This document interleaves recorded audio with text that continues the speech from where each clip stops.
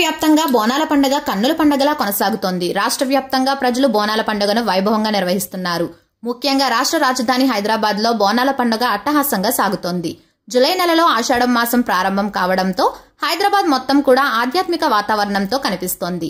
దీంతో ఆ రాష్ట్ర ప్రభుత్వం హైదరాబాద్ లో ఎలాంటి అవాంఛనీయ సంఘటనలు జరగకుండా ఉండేందుకు పలు రకాల చర్యలు తీసుకోవాలంటూ అధికారులకు ఆదేశాలను జారీ చేశారు.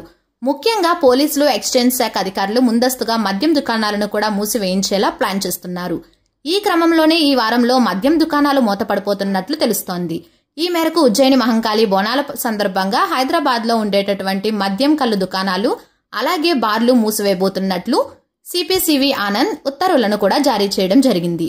హైదరాబాద్ నగర పోలీస్ కమిషనరేట్ పరిధిలో ఉండేటువంటి నార్త్ ఈస్ట్ సెంట్రల్ జోన్ పరిధిలో ఉండే వైన్ షాపులను కూడా మూసివేయబోతున్నట్లు తెలియజేశారు.